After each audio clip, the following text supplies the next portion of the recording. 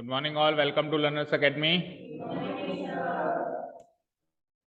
Okay, तो most of the students की अभी भी हैप्पी दिवाली चल रही है, अच्छी बात है।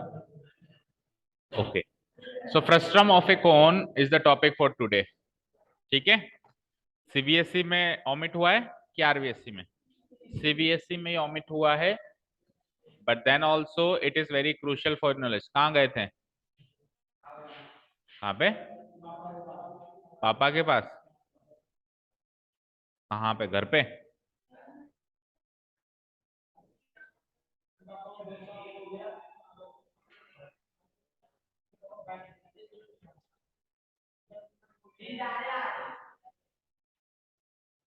अच्छा, फ्रस्ट्रम ऑफ ए कोन, ठीक है। और आरबीएससी में तो ये ऑमिट हुआ ही नहीं है, तो आरबीएससी वालों को तो करना है ही, एंड सीबीएसई वालों को भी ध्यान देना है भाई। ऐसा नहीं है कि क्लास 10 से ऑमिट हो गया तो जिंदगी से तो ऑमिट हुआ नहीं ना। 11 12th में तो इसके कुछ ना कुछ इम्प्लीकेशन इसका रहेगा ही रहेगा, थोड़ा बहुत, ज्यादा नहीं है वैसे। फ्रस्ट्रम ऑफ ए कौन का इम्प्लीकेशन टिल क्लास 12th, उसके बाद की तो फिर कहानी अलग रहती है ना। कि टिल क्लास 12th की बात करें इतना ज्यादा इंप्लीकेशन नहीं है, बट फिर भी थोड़ा बहुत रोल है।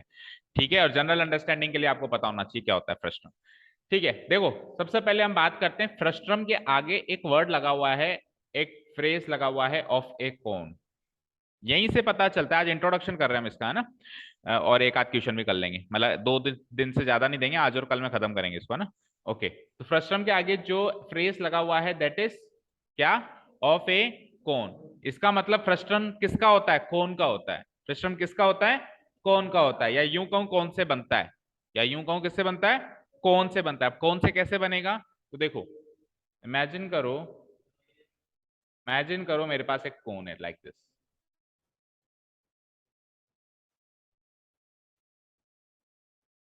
ठीक है, ये मेरे पास एक कोन है। कोन के बारे में आप सब कुछ जानते ही हो। उसमें एक स्लैंट हाइट होती है, एक रेडियस होता है और एक हाइट होती है, ये सब जानते हो आप। ये 90 डिग्री होता है, ठीक है। अब ये तो मैंने 2D में बनाया है। किसमें बनाया मैंने? 2D में। इमेजिन करो ये 3D में, मतलब ये तो एक ऑब्जेक्ट है ना, ये कोई फिगर थोड़ा नहीं, तो एक ऑब्जेक्ट है, तो स्पेस में रहेगा 3D में। इसको मैं इसके बेस, जो इसका बेस है, सर्क्यूलर बेस है, उस सर्क्यूलर बेस से पैरेलल किसी प्लेन से काट दूं। क्या कहा? फिर से सुनो। ये सपोज करो ये बेस है, ठीक है। तो इस बेस से पैरेलल एक, भाई ये बेस जो है वो एक प्लेन है। एक 3D ऑब्जेक्ट का बेस क्या होता है? एक प्लेन होता है। ये 3D ऑब्जेक्ट है, इसका बेस क्या है? एक प्लेन है सर्क्यूलर, बट है तो वो प्लेन ना। ठीक है, इस प्लेन के पैरेलल एक प्लेन और लिया, और उससे मैंने इसको से काट दिया। अब आपको अगर सर इससे पैरेलल प्लेन क्या लोगे, तो आप एक नाइफ को इमेजिन करो। एक नाइफ भी एक प्लेन ही है। एक नाइफ जो होता है वो भी क्या है? एक प्लेन। तो उसको इसके पैरेलल रखना, ऐसे टेढ़ा बेढ़ा मत रखना। ऐसे टेढ़ा मत, ऐसे नहीं काट सकते, ऐसे नहीं काट सकते। अगर ऐसे ऐसे काटेंगे तो क्लास 11th में एक चैप्टर आएगा, चैप्टर 11, कॉनिक सेक्शंस। क्या आएगा? Conic sections. तो वहां से फिर दूसरे तीसरे ऑब्जेक्ट्स पैदा होंगे, या फिगर्स पैदा होंगे, पैराबोला, हाइपरबोला, एलिप्स वगैरह सब पैदा होंगे, है ना। अभी मैंने क्या कहा? इसका पैरेलल काटो, ऐसे पैरेलल।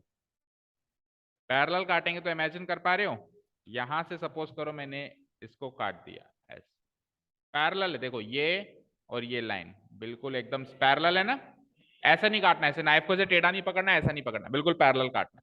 तो जैसे मैं इसको काटूंगा, तो आप इमेजिन कर पा रहे होंगे कि ऊपर भी एक सर्कुलर बेस बन जाएगा जहां से ये कट होगा, होगा। ठीक है, तो ये जब कट हो जाएगा तो ये दो फिगर्स में कन्वर्ट हो जाएगा। ऊपर तो एक कोन बचेगा, यस और नो। और सेम बेस का नीचे, ये वाला बेस का नीचे भी एक फिगर बनेगा कुछ इस टाइप का,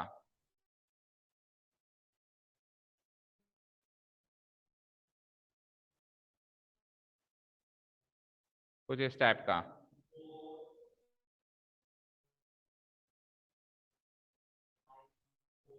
बताओ, समझ आया? इस तरीके का फिगर बचेगा। अच्छा, ये वाला बेस और ये वाला बेस बिल्कुल सेम होगा। ये वाला बेस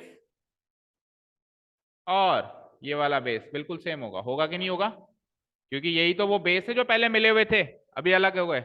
यही तो वो बेसेस हैं जो पहले मिलके कोन बना रहे थे, बड़ा कोन बना रहे थे।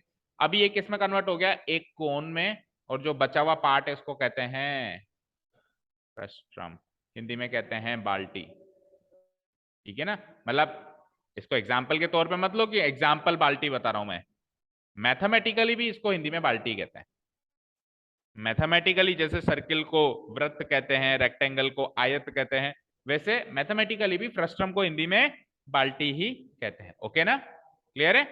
ठीक है। और कोन को कहते हैं शंकु। क्या कहते हैं? शंकु। तो बाल्टी किसमें से निकलती है? जब शंकु को हम पैरेलल, उसके बेस के पैरेलल एक प्लेन से काट देते हैं। समझ आ गया? तो अभी हम इस ऑब्जेक्ट के बारे में पढ़ने वाले हैं। किसके बारे में पढ़ने वाले हैं? इस ऑब्जेक्ट के बारे में। कोन के बारे में तो सब जानते ही हैं, इसके बारे में पढ़ने वाले। ठीक है, तो अब मैं सब डिलीट करके इसकी बात करूं केवल। ठीक है, तो आपने हेडिंग डाल ली होगी, फ्रस्ट्रम ऑफ ए कोन डाल ली। उसको इसी तरीके से आप डिवाइड करो जैसे अभी मैंने करके बताया। भाई पहले तो मेरे पास एक कोन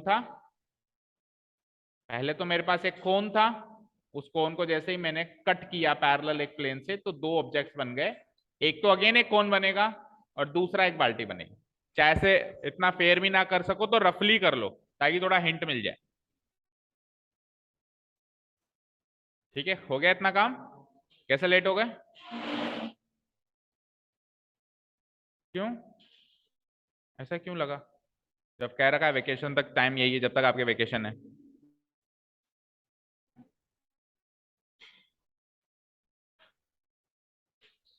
हाँ जी, हो गया इतना काम? So now we will talk about this बाल्टी ओनली। बड़ी काम की चीज होती है ना? ठीक है, ये ना मिले तो नहा नहीं सकते हम लोग। ओके ना? नहा सकता है? हाँ, तू तो उसमें कूद जाता है एनी कट में, तेरा क्या भरोसा? नल के नीचे बैठ जाएगा। ओके, शावर में नहाता है सर्दियों में भी? वो तो सबसे बढ़िया तरीका है, नहाओ मत। ओके, चलो coming back to the topic. इतना काम हो गया। अब वैसे देखा जाए तो जो घरों में बाल्टी होती है वो कुछ इस शेप की होती है, नीचे जो शेप बना हुआ है ना, इस शेप की होती है। तो इसमें इतना पोर्शन तो ये फ्रस्ट्रम है। इतना पोर्शन, ये वाला पोर्शन तो फ्रस्ट्रम है। देख पा रहे हो? देख पा रहे हो क्या? और नीचे वाला अगेन एक फ्रस्ट्रम है। अरे नीचे वाला अगेन एक फ्रस्ट्रम है, बड़े फ्रस्ट्रम पे छोटा फ्रस्ट्रम चिपका हुआ है एक तरीके से। आप इमेजिन करो उसका वो जो गोल वाला नीचे वाला पोर्शन है जिसके बलबूते में उसको खड़ा करते हैं, उसको अलग कर दें तो अलग करने का वो भी फ्रस्ट्रम ही है। उसमें भी एक नीचे सर्किल है, ऊपर सर्किल है। अच्छा जी, अब बात करते हैं। इतना हो गया क्या? थोड़ा जल्दी करो भाई। इतना हो गया? हाँ, अब बात करते हैं। कैन यू टेल मी, अब एक सिलेंडर कुछ ऐसा होता है, देखो। चलो मैं क्लीन प्लेन पे बना के बताता हूं आपको। देखो फ्रस्ट्रम तो आप समझ गए कैसा होता है, ऐसा होता है। फ्रस्ट्रम तो आप समझ गए ना कैसा होता है? बोलो। ऐसा होता है, ठीक है। अच्छा, सिलेंडर कैसा होता है वो आप पहले से जानते हो, ऐसा होता है। सिलेंडर तो जानते हो ना बहुत पहले से? बोलो, जानते हो कि नहीं जानते हो? कितने साल से?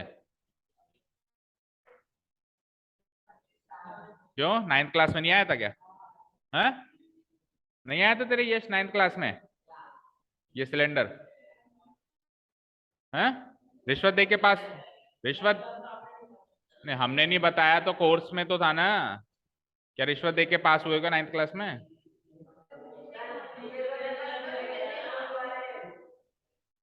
Okay, let's see. तो कोई बात नहीं, मेरे दरवाजे थोड़ा ना बंद हुए थे, आ जाते हैं। स्कूल वालों के दरवाजे बंद हो गए थे, इधर थोड़ा ना बंद हुए थे, आ जाओ चलो। हाँ जी, चलो देखो। It is a frustum, it is a frustum and it is a cylinder. It is a cylinder. कुछ बात करते हैं, इन दोनों के कंपैरिजन की बात करते हैं। देखो जब अपन चीजों को कंपेयर करते हैं ना तो चीजें याद हो जाती हैं, उनके फॉर्मूला भी याद हो जाते हैं। हालांकि इसके फॉर्मूला में कौन के फॉर्मूला से याद करवाऊंगा आपको, अभी मैं कौन पे नहीं, अभी मैं स्ट्रक्चर वाइज डिफरेंस की बात कर रहा हूँ। तो टेल मी, इनमें क्या सिमिलैरिटी दिखाई दे रही है दोनों में? राइट एंगल है। राइट एंगल कहाँ है? राइट एंगल तो यहाँ है और यहाँ है, यहाँ भी है और यहाँ भी है। बट इसमें तो यहाँ भी है और यहाँ भी है, बट इसमें कहाँ है? यहाँ ये राइट एंगल नहीं है, ये राइट एंगल नहीं है। चलो तो यहाँ पे रेक्टेंगल बन रहा है, यहाँ पे रेक्टेंगल बन रहा है। अच्छा, सिमिलैरिटी की बात कर रहे थे, यस। इसमें भी दो बेस, इसमें भी दो बेस, इसमें भी दो बेस, इसमें भी दो बेस।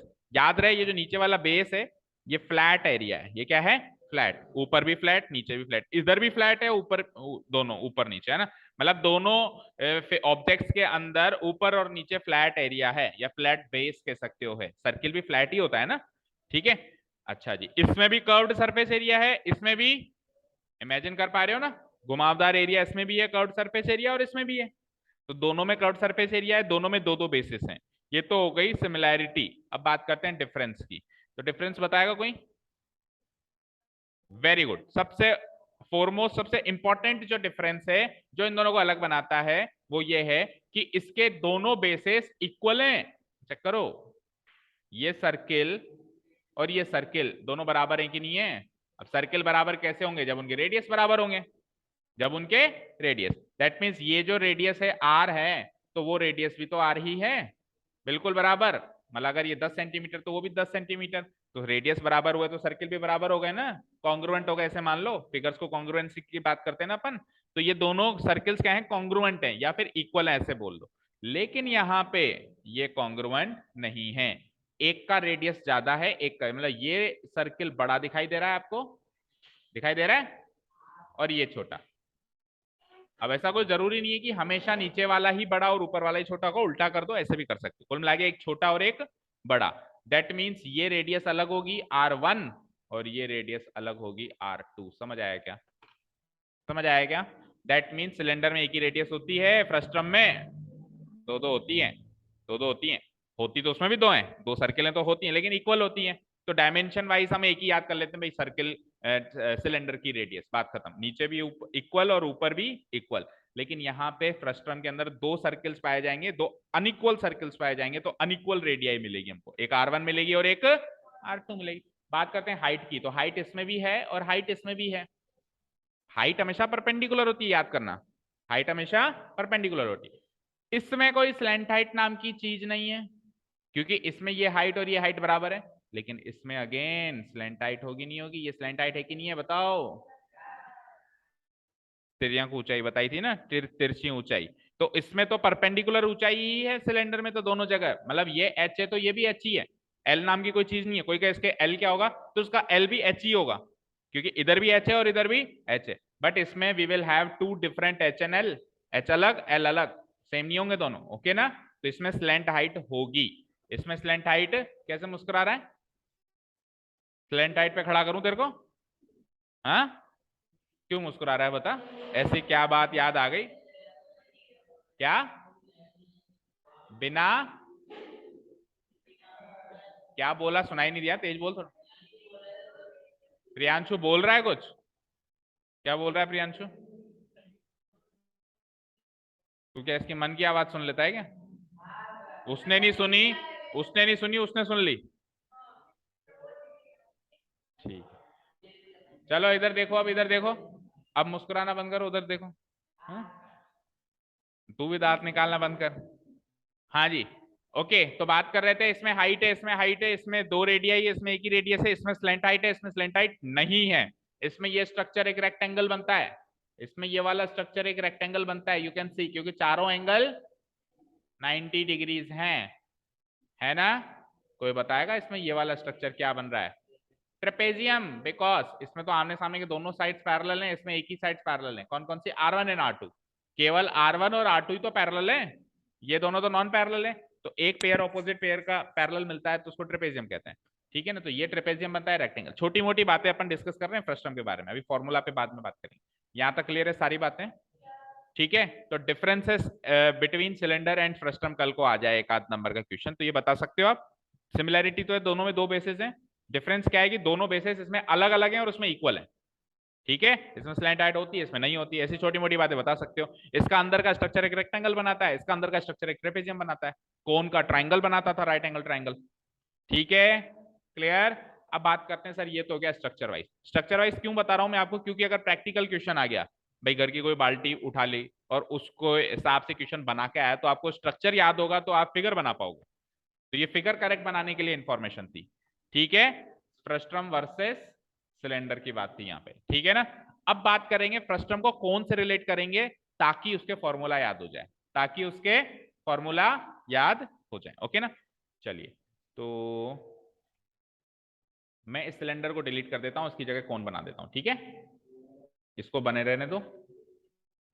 हाँ, बात करते हैं इसके फॉर्मूला डेरिवेशन की। तो अगर किसी बच्चे को सीखना है तो आपके ऑप्शनल एक्सरसाइज देखता भी है कोई, देख लेनी चाहिए कभी ना कभी। ऑप्शनल एक्सरसाइज में क्वेश्चन है, अब सीबीएसई के तो चलो फ्रस्ट्रम ही कट गया, तो उनके लिए तो वो क्वेश्चन एक तरीके से रेलेवेंट हो गया, लेकिन आरबीएसई की तो आ रहा है, तो उसमें क्वेश्चन है, चेक करना, derive the formula to find CSA and TSA of frustum and derive the formula to find the volume of frustum। तो अभी मैं फॉर्मूला याद करवा रहा हूं, अभी मैं क्या कर रहा हूं, फॉर्मूला देखो, डेरिवेशन और याद कराना दो अलग बातें होती हैं। डेरिवेशन में हम अलग बात करते हैं, याद कराने में हम शॉर्टकट बातें करते हैं, ठीक है। तो अभी तो मैं आज की क्लास में आपको फॉर्मूलाज याद करवा रहा हूं, किसी बच्चे को इच्छा होगी सर डिराइव भी करवाओ तो अलग से संपर्क कर लेना, उसका सिस्टम अलग चलेगा, ओके ना। हाँ, क्या कहा, उसके पैसे तू पहले के तो दे दे, पहले के तो दिए नहीं जा रहे तेरे से, और तू अलग से पैसे और देगा। हाँ, ओके।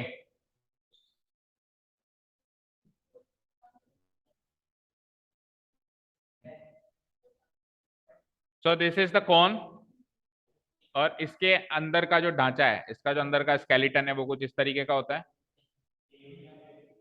ठीक है, ये परपेंडिकुलर होता ही है।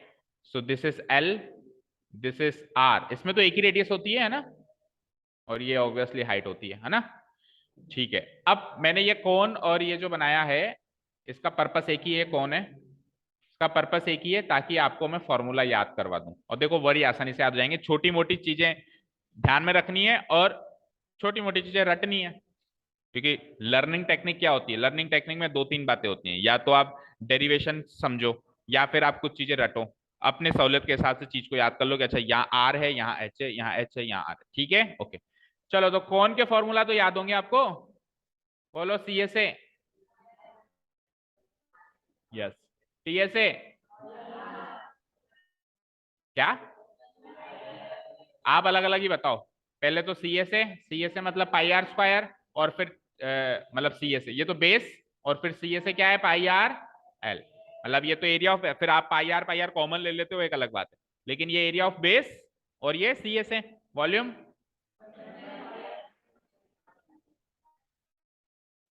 ये तो कौन के फॉर्मूले है ना, ओके। ये मेरा फ्रस्टम है यहाँ पे, चलो जी, सी एस ए का फॉर्मूला देखना ध्यान से, सी एस ए का कौन का फॉर्मूला क्या था बोलो, क्योंकि वहां पे एक ही रेडियस थी, यहाँ पे कितनी है, तो बस एक काम कर दो, आर की जगह R1 प्लस R2 कर दो, हो गया याद। I am talking about learning technique, कोई ये नहीं सवाल खड़ा करेगा सर कैसे, इसकी बात तो मैंने बताया ना, जिसको सीखनी है अलग से आएगा, ठीक है ना, और फ्री ऑफ कॉस्ट आएगा, ठीक है, क्लियर है, ठीक है। ये डेरिवेशन जिसको सीखना है वो अलग से बात करेगा मुझसे, है ना, उसको मैं बता दूंगा भाई आर की जगह R1 प्लस R2 क्यों आया, अभी बात कर रहे हैं कि याद हो जाए बस सर हमको, तो आर की जगह क्या लगाना है, आर की जगह क्या लगाना है, क्यों, क्योंकि दो आर थे या एक ही था, ओके क्लियर। चलो बात करते हैं टीएसए, तो आरबीएससी वालों के लिए तो वैसे भी क्रूशियल, ये चीज तो बड़े ध्यान से समझो आप, है ना। हाँ जी, एक बेस था इसमें, तो इसमें दो बेसेस हैं, तो एक बेस, जैसे नीचे वाले बेस की बात करूं तो इसका एरिया क्या होगा, पाई R1 का स्क्वायर होगा, प्लस ऊपर वाले बेस का एरिया क्या होगा, पाई R2 का स्क्वायर, और सी से तो जुड़ता ही है ना, पाई एल को पहले लिख लो, चाहे से pi L into R1 plus R2, ये बन गया इसका टीएसए का फॉर्मूला, कोई दिक्कत आई क्या, और सीएसए से टीएसए बनाने में तो कभी दिक्कत आती नहीं है ना, सीएसए तो एज इट इज जुड़ जाता है, और जितने भी बेसेस है, जैसे दो बेस हैं तो दोनों का एरिया जुड़ गया, अब उसमें सपोज करो कोन में एक ही था पाई आर स्क्वायर, तो एक ही जुड़ा, और R1 R2 था ही नहीं, केवल आर था, यहाँ पे R1 भी है और यहाँ पे R2, is this clear, okay. बात करते हैं वॉल्यूम की, तो वॉल्यूम में थोड़ा सा डिफरेंस है, आप याद रखेंगे अच्छे से, देखो 1/3 पाई एच तो आएगा ही आएगा, 1/3 पाई और एच तो आएगा, 1/3 पाई एच तो आएगा ही आएगा, आर स्क्वायर जो है ना, उसमें जो चीज आएगी उसकी जगह याद रखो, अब हमारे पास दो आर है ना, तो एक होगा R1 का स्क्वायर, अच्छा इधर ऐड हुआ था तो इधर भी क्या होगा, R2 का स्क्वायर, ठीक है, और एक बार इन दोनों का प्रोडक्ट और याद होगा, कोई नहीं पूछेगा कैसे, क्योंकि कैसे वाले बाद में आएंगे, अभी हम लर्निंग टेक्निक के बारे में बात कर रहे हैं। ठीक है, दैट्स इट। हो गए तीनों फॉर्मूले याद? ओके, देखो कोई डिफरेंस है क्या? पाई की जगह पाई है, ये पाई उधर भी था, एल उधर भी है, आर की जगह क्या आ गया? बस R1 प्लस R2। यहाँ पे टीएसए का फॉर्मूला खुद भी बना सकते हो, कभी भी भूल जाओ टीएसए का फॉर्मूला बना सकते हो, सीएसए का याद होना चाहिए, उसके अंदर बेस का एरिया और जोड़ दो, ठीक है, और वॉल्यूम यही सही। अच्छा, अब आपकी बुक में ऐसा दे सकते हैं वो लोग, आपकी बुक का अगर खोल के देखो, इसको मैं अगर एक्सपेंड करूं तो क्या हो जाएगा? Pi into R1 into L और पाई इंटू आर। तो इस तरीके का फॉर्मूला अगर बुक में गिवन हो तो आप सरप्राइज मत हो जाना, पाई R1L प्लस पाई, बात तो वही है ना, बात तो वही है। और इसमें आ जाओ, इसमें देखो पाई पाई पाई तीनों में कॉमन है, तो ऐसा फॉर्मूला दिया जा सकता है कि पाई तो कॉमन ले लिया हमने, और अंदर क्या बचा? R1 का स्क्वायर प्लस फिर क्या बचा? R2 का स्क्वायर बचा क्या? R2 का स्क्वायर, फिर आ जाओ पाई कॉमन ले लिया था ना, क्या बचा? R1L plus R2L। तो ऐसा फॉर्मूला दिया जाए तो ये कोई अलग फॉर्मूला थोड़ी ना, यही तो है, ठीक है ना। और वैसे भी थोड़ा सा अनइंपॉर्टेंट टॉपिक है, तो आप डायरेक्ट फॉर्मूला ना भी याद रखो, जैसे मैंने डिराइव करवाया या रटवाया या याद करवाया, कौन के फॉर्मूला से रिलेट करवाया, जो भी करवाया आप वैसे भी कर सकते हो, ओके। और कौन के फॉर्मूला से इसको याद करो, बहुत अच्छा, सबसे अच्छी टेक्निक यही होती है, ठीक है क्या? चले आगे। एक चीज और रह गई, स्लैंट हाइट, क्योंकि स्लैंट हाइट इसमें भी है और इसमें भी है। तो tell me the formula to find slant height in case of cone whole root. अब इधर पहले फॉर्मूला बता देता हूं, फिर इसका मैं डेरिवेशन तो यूं ही बता दूंगा, इसका आसान डेरिवेशन है ना। इसका पहले फॉर्मूला बता देता हूं मैं, तो इसके फॉर्मूले में पता है क्या होता है? देखो, इधर मैं पहले H लिख देता हूं, बाद में R लिख देता हूं ताकि समझ में अच्छे से आए। पहले H लिख दूं ना, कोई दिक्कत थोड़ी ना, ये H और ये R। तो H तो लगेगा ही लगेगा।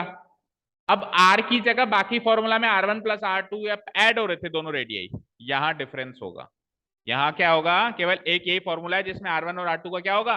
डिफरेंस होगा। तो R1 माइनस R2 का होल स्क्वायर। कोई कहे सर R1 माइनस R2 करूं या R2 माइनस R1 करूं, तो बेटा बड़े में छोटा माइनस कर लियो। और दूसरी बात, 3 माइनस 2 का होल स्क्वायर और 2 माइनस 3 का होल स्क्वायर सेम ही होता है, कुछ भी कर लेना आंसर सेम आएगा। 3 माइनस 2 का होल स्क्वायर, या कुछ और नंबर ले लो, चलो 8 माइनस 5 का होल स्क्वायर कर दूं तो भी 3 का स्क्वायर ही आया, और 5 माइनस 8 का होल स्क्वायर कर दूं तो माइनस 3 का स्क्वायर आया। तो 3 का स्क्वायर माइनस 3 का स्क्वायर दोनों का 9 ही होता है ना। होल स्क्वायर करते हैं तो वैसे भी नेगेटिव पॉजिटिव में चेंज हो ही जाना है। और सिंपल सा तरीका क्या याद रखना, बड़े में से छोटा माइनस करके। यहाँ पे डिफरेंस का मतलब क्या होता है? डिफरेंस और सब्ट्रैक्शन में फर्क होता है, डिफरेंस और सब्ट्रैक्शन में फर्क होता है। मैं कहूं ना सब्ट्रैक्शन, तो आपका सवाल होना चाहिए सर किसका किस में से, किसका? मैंने कहा ए और बी का सब्ट्रैक्शन करो, तो आपका सवाल होना चाहिए सर ए माइनस बी करूं या बी माइनस ए करूं, एक बात बताओ। मैं कहूं ए और बी का डिफरेंस करो, तो सवाल मत करना। ए और बी का डिफरेंस का मतलब है इन दोनों में से जो भी बड़ा है उसमें से छोटा माइनस करो। तो डिफरेंस और सब्ट्रैक्शन में फर्क होता है। मैंने यहाँ पे R1 R2 का सब्ट्रैक्शन नहीं बोला, मैंने बोला डिफरेंस। मैंने क्या बोला? डिफरेंस। तो ऑब्वियसली आपको बड़ा पहले लेना है और छोटा बाद में लेना है। और अगर आप गलती से छोटा पहले और बड़ा बाद में ले लोगे तो भी आंसर में फर्क नहीं पड़ेगा, क्योंकि होल स्क्वायर हो रहा है, तो होल स्क्वायर हो रहा है तो वैसे भी नेगेटिव क्वांटिटी पॉजिटिव में चेंज हो ही जाएगी। ओके, समझ आ गया? ठीक है। अच्छा, इसकी डेरिवेशन यही देख लो। देखो बेटा, अगर मैं यहाँ पे एक लाइन खींच दूं, मतलब इस ट्रेपेजियम को मैं एक रेक्टेंगल और एक ट्राइंगल में डिवाइड कर दूं, इस ट्रेपेजियम को किस में डिवाइड कर दूं मैं? रेक्टेंगल और ट्राइंगल। अच्छा, ये थोड़ा सा यहाँ पे थोड़ा खचाखच भर गया, तो आप अलग से देख लो। ये कुछ ऐसे ही था, ऐसे था क्या? ओके। अब सपोज करो मैंने इसको, एक इस ट्रेपेजियम को मैंने एक रेक्टेंगल और एक ट्राइंगल में तोड़ दिया। ये एच थी तो ये भी एच होगी, बोलो। ये क्या थी? R2 ली थी मैंने इसको, और ये पूरी क्या थी? R1। तो टेल मी इतना पार्ट क्या आएगा? इस R1 में से ये R2, ये इतना पार्ट R2 है ना, यहां से लेके यहां तक R2 है, ये R2 है तो ये भी R2 है। तो टोटल ये वाला जो डिस्टेंस है वो कैसे आएगी? इस पूरे R1 में से R2 घटाओगे तो आएगी। तो ये वाला पार्ट क्या हो जाएगा? R1 minus R2। अब आप राइट एंगल ट्राइंगल में पाइथागोरस थ्योरम अप्लाई कर लो। एल कैसे निकालोगे? ये वाली साइड यानी H का स्क्वायर प्लस ये नीचे वाली साइड यानी इस वाली, किसकी वैल्यू क्या लगाई आपने? R1 माइनस R2 का होल स्क्वायर का सम का रूट ऐसे करोगे। एक चीज याद रखना, R1 माइनस R2 डिफरेंस करके स्क्वायर करना, जल्दीबाजी में ये मत कर देना कि पहले स्क्वायर करके फिर डिफरेंस कर दिया, ये नहीं करना है, वो करना है। पहले डिफरेंस करना है फिर स्क्वायर करना है। ऐसा नहीं करो कि पहले स्क्वायर कर दो फिर डिफरेंस कर दो, ये दो अलग अलग बातें, ठीक है ना भाई। अगर मैं करूं 5 माइनस 3 का होल स्क्वायर तो अलग चीज है, और अगर मैं करूं 5 स्क्वायर माइनस 3 स्क्वायर तो अलग चीज है। ये तो क्या है, डिफरेंस करके स्क्वायर, ये क्या है, स्क्वायर करके डिफरेंस। आपको क्या करना है, डिफरेंस करके फिर स्क्वायर करना है। रेडियस का पहले डिफरेंस लेना है, उस डिफरेंस का स्क्वायर करना है। Okay, is that clear? चलो let's move to the exercise. आ जाओ एक्सरसाइज नंबर, हाँ ये फॉर्मूला वगैरह आप लिख लो। चलो एक काम करो, ये बना दो, स्ट्रक्चर वगैरह बनाओ, जल्दी करो। या फिर वीडियो से कर लोगे, वीडियो से कर लेना। मैं एक मैं एक बार इसको स्लोली स्लोली स्क्रॉल कर देता हूँ, वैसे भी अभी गरीब बिठा ले तो बैठो, क्या काम है। ओके, तो ये मैं स्लोली स्लोली स्क्रॉल कर देता हूँ। अरे हाँ, बोलो क्या प्रॉब्लम है, क्यों चिल्ला रहे हो? देखो, ये R1 टोटल लिया, ये R2 लिया, तो ये जो पार्ट आया वो क्या है, R1 माइनस R2, ये H, ये H, ये L, ये तो फिगर हो गया इसका एक तरीके से। Height of the first term जो H होगी वो क्या होगी, OO डैश, और या तो OO डैश ले लो इस फिगर के अकॉर्डिंग, या तो ले लो OO डैश या फिर BC भी ले सकते हो, दोनों होगी, है ना। स्लैंट रेडियस R1 क्या हो जाएगी, पूरी O से लेके A, और R2 क्या हो जाएगी, R2 या तो O डैश B या फिर OC, दोनों बराबर है, दोनों बराबर है ना। और बात करते हैं स्मॉलर रेडियस R2, जो छोटी रेडियस होगी R2, वो तो आ गई। चलो स्लैंट हाइट कैसे निकालेंगे, स्लैंट हाइट जो है AB इक्वल टू BC का स्क्वायर प्लस AC का स्क्वायर, तो BC तो एक्चुअली इक्वल टू H है, और AC निकालने के लिए क्या करेंगे, R1 में से R2 माइनस करके होल स्क्वायर कर देंगे। चलिए बात करते हैं फॉर्मूला की, तो CSA ऑफ फ्रस्टम का फॉर्मूला है पाई R1L, कोई सा भी फॉर्मूला याद कर लो, पाई R1। आपके पास वीडियो में पॉज बटन है घर पे, आप इसको स्लो कर लेना बेटा, थोड़ा सा अकल लगाओ, थोड़ा अकल लगाओ, इससे बिल्कुल इससे ज्यादा स्लो करने के क्या फायदा जब आपके पास पॉज बटन है तो। पाई R1L प्लस पाई R2L, ठीक है ना, पाई R1L प्लस पाई R2L, तो पाई एल कॉमन, और R की जगह क्या आ जाएगा, R1 plus R2। Okay, talk about TSA, TSA में सीएसए तो आएगा ही आएगा, लार्जर बेस स्मॉलर बेस दोनों का एरिया जुड़ेगा, दो बेसेस हैं इसमें, है ना, लार्जर बेस स्मॉलर बेस, तो सीएसए तो लिख ही दिया मैंने वहां पे एज इट इज, ये लो, और लार्जर बेस का एरिया ये, स्मॉलर बेस का एरिया ये। देखो पाई कॉमन ले ले तो कुछ इस तरीके का अंदर स्ट्रक्चर बन जाता है, ना भी लो कॉमन और अलग अलग सॉल्व कर लो तो आपकी इच्छा है, वो आपके ऊपर डिपेंड करता है, वो part and parcel of solution है, आप कैसे क्वेश्चन को सॉल्व करते हो। वॉल्यूम की बात करते हैं, तो वॉल्यूम में देखो मैंने आपको ये वाला फॉर्मूला बताया, उन्होंने पहले ये बताया 1/3, और पाई एच तो आएगा आएगा, क्योंकि कौन का वॉल्यूम का फॉर्मूला होता है 1/3 पाई आर स्क्वायर एच, तो डिफरेंस तो केवल रेडियस का ही है ना, सिलेंडर इसमें कौन और इसमें, तो हम क्या कर देंगे 1/3 पाई एच को बाहर ले लेंगे, और आर स्क्वायर की जगह क्या करेंगे, पहले R1 का स्क्वायर फिर R2 का स्क्वायर फिर इन दोनों का प्रोडक्ट R1 इंटू R2।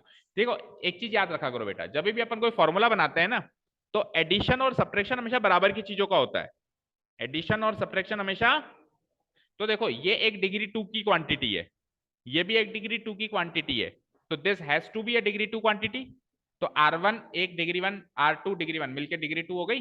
तो इन तीनों को जोड़ रहा हूं ना मैं, जब कभी भी आप फॉर्मूला भूल जाओ, आप कंफ्यूज हो जाओ कि R1, कई बच्चे ऐसे करते हैं, देखो R1 स्क्वायर R2 स्क्वायर, तो देखो ये तो डिग्री 4 बन गया, क्या बन गया, डिग्री 4, ये क्या है डिग्री 2, तो डिग्री 2 की क्वांटिटी डिग्री 4 से ऐड नहीं होगी कभी भी, हमेशा बराबर की पोजीशन वाली चीजें ही जुड़ती या घटती हैं, जिनकी डिग्री समान रहती है, ठीक है ना।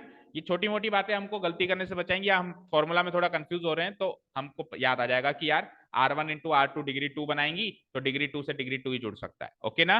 मल्टीप्लाई कोई किसी से भी हो सकता है, मल्टीप्लाई कोई किसी से भी हो सकता है, बट जुड़ना और घटना हमेशा क्या होता है, बराबर। जैसे सपोज करो मैंने कहा 3x माइनस 2x, तो घटा सकते हो ना, क्यों, डिग्री 1, मैंने कहा 3x माइनस 2x स्क्वायर, घटा सकते हो क्या, डिग्री 1 डिग्री 2 कैसे सर, पॉसिबल ही नहीं, तो बराबर की क्वांटिटी से जुड़ और घट सकती है, ठीक है, क्लियर है, ओके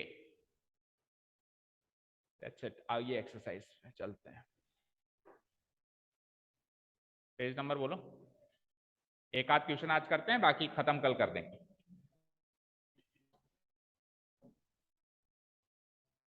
ये फॉर्मूला आपके बुक में भी है, ठीक है ना।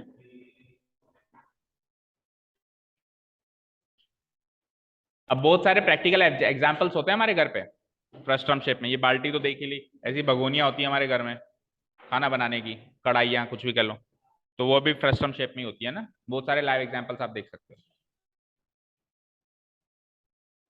13.4 क्वेश्चन नंबर 1।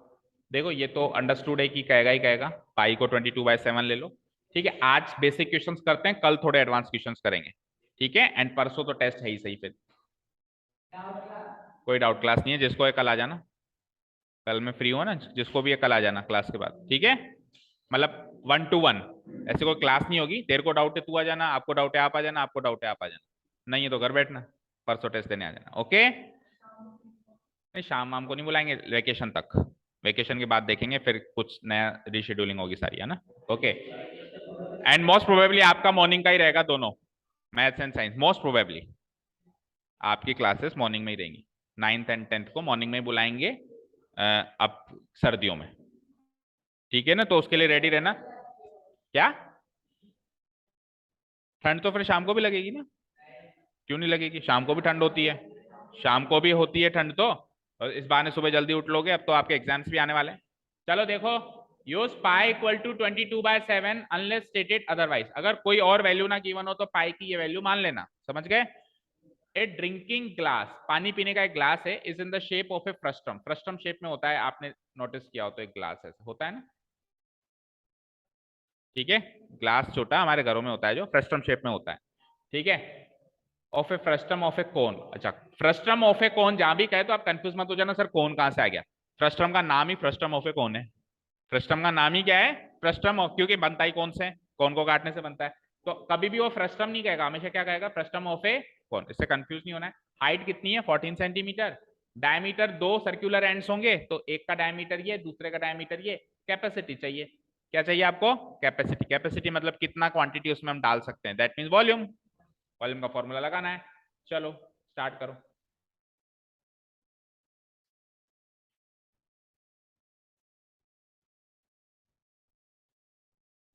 डायमेंशंस लिखो, फॉर्मूला लगाओ, बहुत इजी से क्वेश्चंस हैं, फॉर्मूला याद होने चाहिए। Here it is given that, start writing. आप एक पेज छोड़ देना वो नोट्स वगैरह के लिए, है ना, जो आप वीडियो से घर पे कवर करेंगे, है ना, उसके लिए एक पेज काफी है। फिगर बना के 2-3 फॉर्मूले तो लिखने। Here it is given that. चलो सबसे पहले जो इजी चीजों को लिखा करो, जैसे हाइट, है ना, height of the frustum of, height of the frustum of the cone, of the cone, that is, इसको लेटर एच से डिनोट करा देंगे हम। Okay, tell me the height 14 centimetre. ओके, उसके बाद दो रेडियस हैं, तो जो बड़ा रेडियस है उसको R1, जो छोटा रेडियस है उसको R2।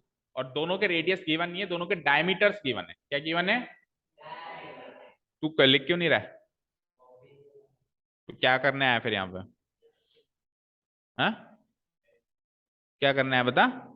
आज का सारा काम कल 2 बार करके आएगा, और सब लोग आप मुझे याद दिलाओगे कि मुझे इसका काम 2 बार चेक करना है। अगर आपने नहीं याद दिलाया तो कल का काम आप परसों 2 बार आप लोग करोगे सारे के सारे। तो बचना है तो कल याद दिला देना, मैं भूल भी जाऊँ तो ना। क्या मैसेज नहीं, कल क्लास में याद दिलाना कि मेरे को उसकी कॉपी चेक करनी है, किसने 2 बार काम किया नहीं किया। कल नहीं आएगा तो कभी तो आएगा, परसों टेस्ट के बाद आएगा, कल क्यों नहीं आएगा। ठीक, तो परसों चेक करना है, जब भी ये नेक्स्ट टाइम आएगा आप लोग याद दिलाओगे मुझे, ठीक है। अदरवाइज इसको क्लास से बाहर करेंगे। 4 सेंटीमीटर 2 सेंटीमीटर डायमीटर है, तो जब बड़ा रेडियस R1 और छोटा रेडियस R2 मानना है तो उसी के रेफरेंस में बड़ा डायमीटर D1 और छोटा डायमीटर D2 मानेंगे, क्योंकि सेम सेम रेफरेंस तो देंगे ना उसको। ठीक है, तो हम डायमीटर से स्टार्ट करते हैं। Large diameter of the end diameter of the larger, larger.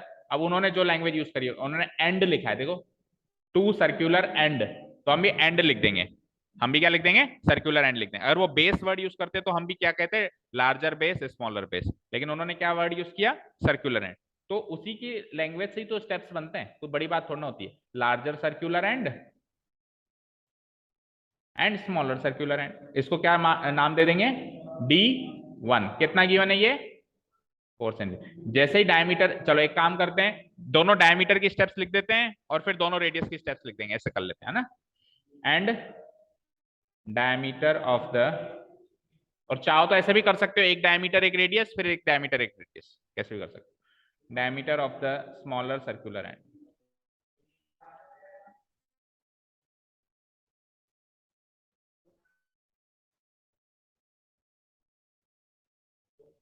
D2 ये कितना गिवन है 2 सेंटीमीटर। ओके, सो दोनों डायमीटर से बात करेंगे, दोनों रेडियस की। So radius of the larger circular and,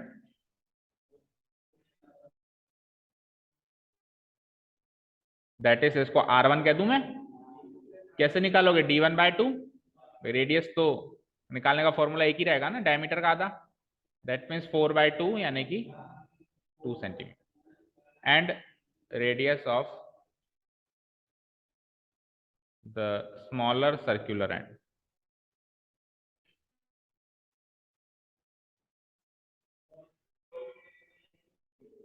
that is R2 से मार्क कर दूं उसको, इक्वल टू D2/2। तो D2 कितना है 2, 2/2 दैट मीन्स, ये लो साहब, दोनों रेडियस आ गए, R1 R2 आ गया, H आ गया। L की जरूरत है नहीं, L की जरूरत है क्या वॉल्यूम के फॉर्मूला में, नहीं, वो कब जरूरत पड़ेगी CSA या TSA में जरूरत पड़ेगी। तो अभी तो वॉल्यूम निकलवा रहा है वैसे भी वो, ठीक है। Now volume of the frustum of the cone, volume of the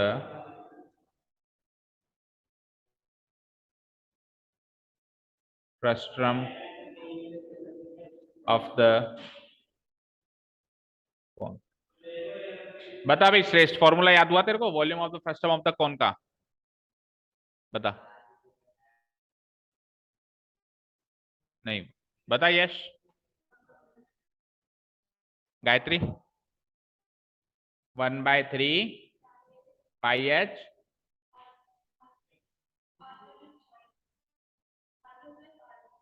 बेटा, वॉल्यूम में R1 का स्क्वायर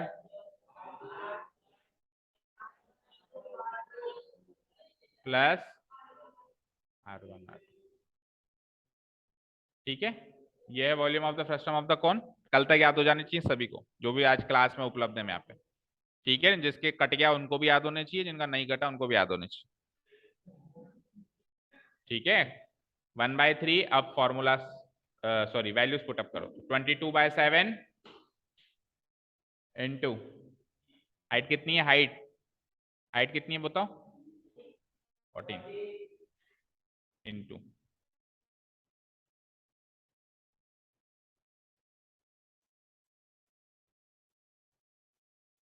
R1 कितना है 2 का स्क्वायर, R2 कितना है 1 का स्क्वायर, और R1 इंटू R2 यानी 2 इंटू 1, सही है क्या। स्ट्रक्चर से चलते जाओ, 7 2 जा 14, जो बाहर से बाहर कट के काट दो। 22 इंटू 2 44/3 बच गया यहाँ तो। ये कौन है राज, छोड़ो, ओके 44/3, ठीक है।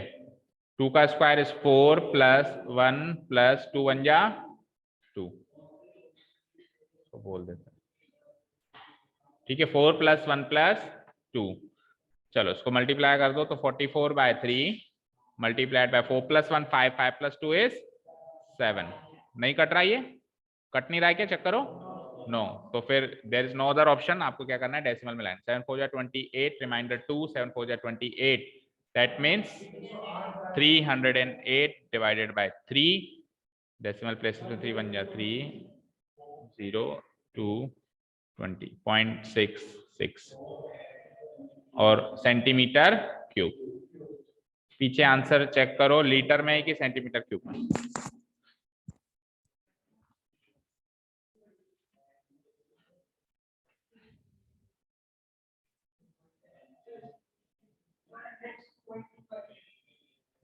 हंड्रेड 2 पॉइंट,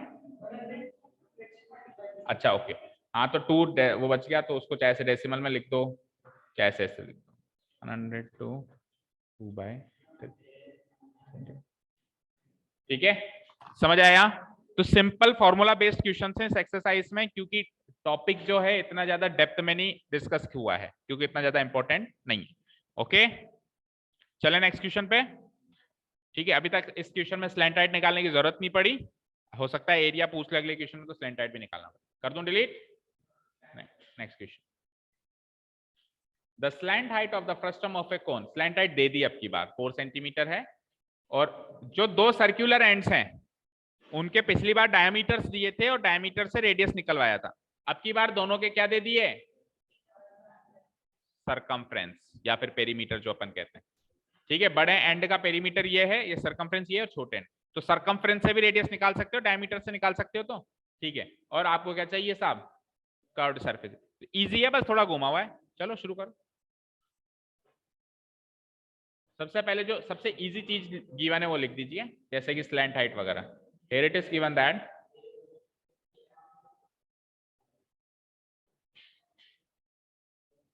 स्लैंट हाइट सबसे इजी चीज है जो गिवन है, उसमें कुछ कॉम्प्लिकेशन ही नहीं है, तो उसको सबसे पहले डाल दीजिए। Slant height of the frustum of the cone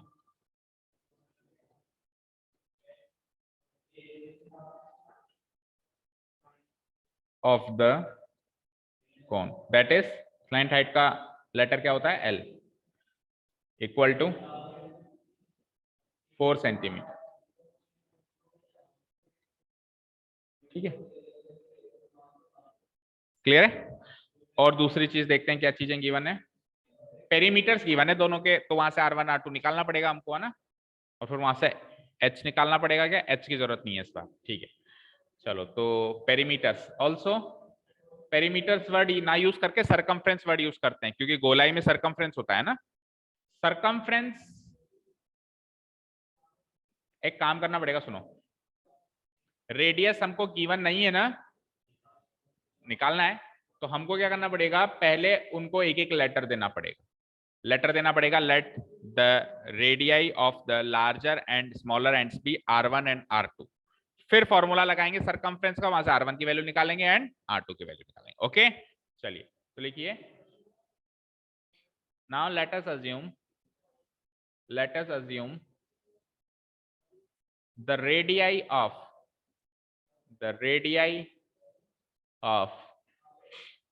the circular ends का है, क्या का है? circular ends of the two circular ends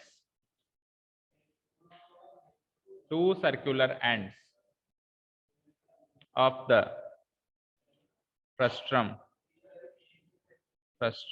B R1 and R2, R1 and R2। ठीक है, ये मान लिया हमने। अब लिखेंगे ऑल्सो, हमको सरकमफ्रेंस की बने है ना, circumferences of the two circular ends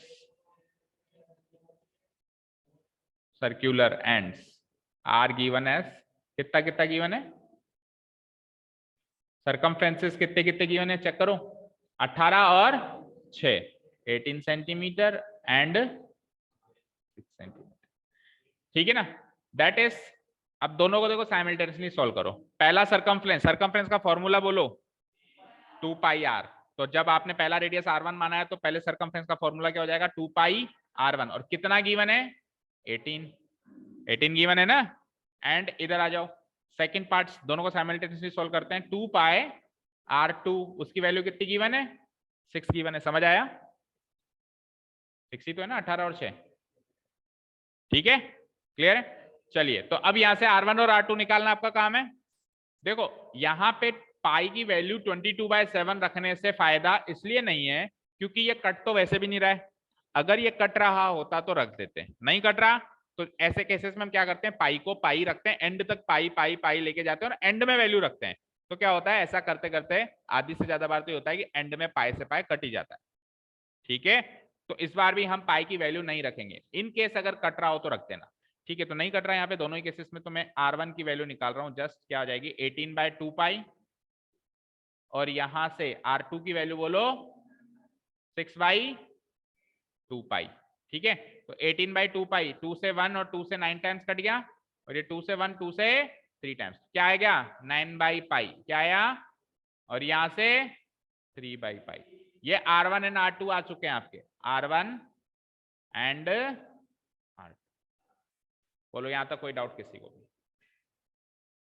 radius आ गए हमारे, कोई बात नहीं, पाई की फॉर्म में आया, कोई दिक्कत नहीं है। ठीक है, चलें आगे। अब R1 है, R2 है, L है, बस इतना ही चाहिए होता है CSA के लिए, और कुछ चाहिए नहीं, हाइट की जरूरत है नहीं। अगर वॉल्यूम पूछता तो हाइट भी निकालनी पड़ती। Find the curved surface area of the prism. लगाओ फॉर्मूला, फॉर्मूला लगाओ now. Curved surface area of prism. बोलो फॉर्मूला याद हुआ किसी को? नितिशा बताओ।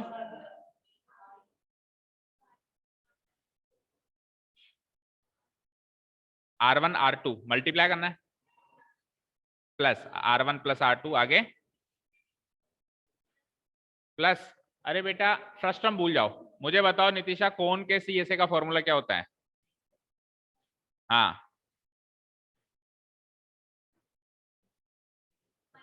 पाई RL, यही होता है।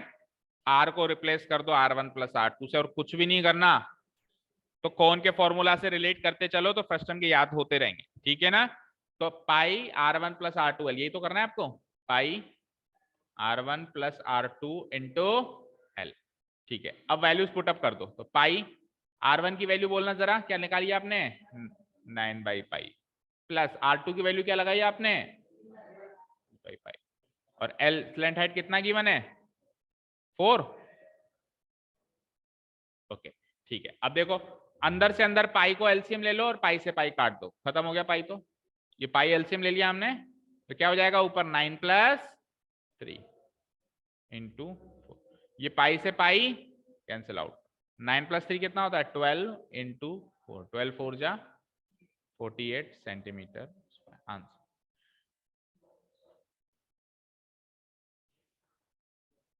तो अगर अपन पाई की वैल्यू जबरदस्ती रखते तो उल्टा ज्यादा कॉम्प्लिकेट हो जाता मामला,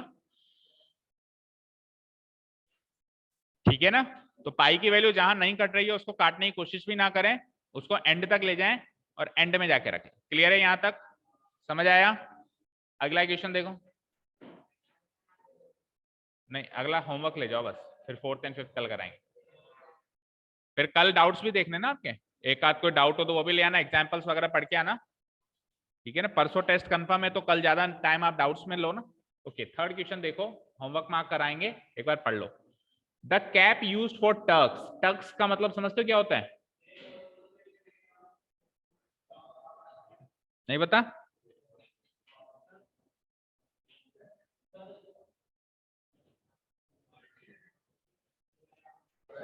अब मैं अज्यूम कर रहा हूं क्योंकि मुझे भी एग्जैक्टली नहीं पता, टर्की में रहने वाले लोगों को टर्क्स कहते हैं शायद, सही है क्या? जैसे इंडिया में रहने वाले इंडियन, चाइना में रहने वाले चाइनीज, तो टर्की में रहने वाले टर्क्स। या तो ये मीनिंग है या फिर दूसरा मीनिंग, ये दोनों में से एक मीनिंग कंफर्म है। दूसरा मीनिंग है सर्कस देखने जाते हो तो सर्कस में जो खेल दिखाते हैं ना, हो सकता है उनको टर्क्स कहते हो। अब आप ये भी टास्क के कल पता करके ना what is meant by torque, ठीक है ना। देखो, इंफॉर्मेशन, नॉलेज, एजुकेशन, जो भी चीजें आप याद रखना चाहो, किसी भी नाम से इसको आप पुकारते हो, आगे आप उतने ही सक्सेसफुल होंगे जितनी ज्यादा आपके पास इंफॉर्मेशन होगी। आज के टाइम में ये फिजिकल वर्क तो कुछ होता ही नहीं है। एक जो मजदूर होता है सुबह से शाम तक कितना काम करता है, मिलते कितने? 400-500 at the end of the day, ठीक है। और एक आदमी दिमाग लगा के 4 से 5 हजार या 4 से 5 लाख भी कमा लेता है एक ही दिन में, करता है कि नहीं करता है? होता है ना। तो knowledge is everything, knowledge is money, ऐसे मान लो knowledge is money, information is money. तो इंफॉर्मेशन जहां से मिलने की हमको लगे भी मिल सकती है, या फिर हमको लेनी चाहिए, आपको लेनी है, ठीक है ना। हाँ, बात करते हैं। तो ये कैप है, आप देख पा रहे हो यहाँ पे, ये देख पा रहे हो, फिगर 13.24 का है ये उसने। It is shaped in the form of a frustum of a cone, ठीक है। इसकी radius open side, open side ये वाली होगी, कैप पहनोगे तो नीचे की साइड ओपन होगी ना, ऑब्वियस बात है। तो ये जो रेडियस है, ये रेडियस कितनी है? 10 सेंटीमीटर। और ऊपर वाली रेडियस क्या हो जाएगी? क्लोज्ड वाली साइड की रेडियस क्या हो जाएगी, अपर बेस की 4 सेंटीमीटर दे ही रखी है, तो ये हो जाएगी मेरी 4 सेंटीमीटर। और उसके बाद स्लैंट हाइट 15 दे ही रखी है, ये स्लैंट हाइट हो गई मेरी 15 सेंटीमीटर। आपको find the area of the material used for making it, तो इसको बनाने के लिए जो मटेरियल लगेगा उसका एरिया बताओ। अब मटेरियल कहां कहां लगेगा, सीएसए में तो लगेगा ही लगेगा, नीचे से ओपन है याद रखना, नीचे से तो ना शीट लगाओगे, नहीं तो फिर पहनोगे कैसे कैप को, ऊपर से उसमें लगेगा। तो यानी कि जो लोअर बेस या फिर स्मॉलर बेस है, स्मॉलर बेस का एरिया ऐड होगा। वैसे टीएसए में क्या होता था, स्मॉलर लार्जर दोनों ऐड होते थे, लेकिन टीएसए भी नहीं चाहिए यहाँ पे क्या चाहिए, सीएसए प्लस स्मॉलर बेस ऊपर वाला एरिया। ठीक है, तो आंसर बता दो, फिर स्टेप्स आप घर पे कर लेना। तो CSA plus area of smaller base, ये स्मॉलर एंड भी कह सकते हो। ठीक है, तो सीएसए का फॉर्मूला क्या होता है, पाई R1 plus R2 into L, और स्मॉलर बेस जो है उसको लेटर से R2 कह देते हैं ना, तो पाई R2 का स्क्वायर। जनरली देखो सारे क्वेश्चंस में इन्होंने एग्जांपल्स में भी यही फॉलो किया है कि बड़े रेडियस को R1 कहा है और छोटे रेडियस को R2। उसका कारण यह है क्योंकि स्लैंटाइड के फॉर्मूला में हमने R1 माइनस R2 याद किया है, तो याद किया है तो फिर R1 बड़ा लेना पड़ेगा ना, इसीलिए उस तर्ज पे इन्होंने हमेशा हर एग्जाम्पल में R1 बड़ा R2 छोटा लिया है। ठीक है, अभी नेक्स्ट क्लास किसकी आपकी, ओके ठीक है, तो R2 का स्क्वायर। ठीक है, तो पहले अपन कुछ कॉमन ले लेते हैं, पाई को कॉमन ले लो, क्या बचा अंदर, R1 और R1 plus R2 into L, ये तो बच गया इसमें से, और यहां से पाई कॉमन लिया तो क्या बचा, R2 का स्क्वायर। चलिए अब वैल्यूज पुटअप करो, तो पाई की वैल्यू तो 22/7 लेनी है। बोलो R1 और R2 कितना कितना गिवन है, नीचे ऊपर कितना रेडियस गिवन है, 10 और 4 है ना, और रेडियस ही है, डायमीटर नहीं है, तो 10 + 4 कर दो सीधे सीधे, इंटू स्लैंट हाइट कितनी गिवन है 15 प्लस R2 यानी छोटा वाला 4 का। ठीक है, इसको सॉल्व करते हैं, 22/7, 10 + 4 इज 14 इंटू 15 + 4 का स्क्वायर इज 16। ठीक है, 22/7, 14 5 जा 70, रिमाइंडर 7, 14 1 जा 14 and 7 is 21 plus 16, so 22/7 into 226, देखो कटता है क्या ये, नहीं कटता। ओके, तो फिर मल्टीप्लाई करके आंसर बताओ, जल्दी करो। 22 6 जा मल्टीप्लाई में कर देता हूँ, डिवाइड करो, 22 6 जा 132, रिमाइंडर 13, 22 2 जा 44, 44 54, 54 and 3 57, रिमाइंडर 5, 22 2 जा 44, 44 and 5 is 49। अब इसको डिवाइड करके आप बताओ, फ्रैक्शन में ही आएगा ये भी है ना, और मैच करो आंसर पीछे सही है क्या, हाँ इस टाइप का कोई आंसर आ रहा है। 71, अरे 710, 7,449 को 7 से कराओगे तो 70 ही आएगा क्या,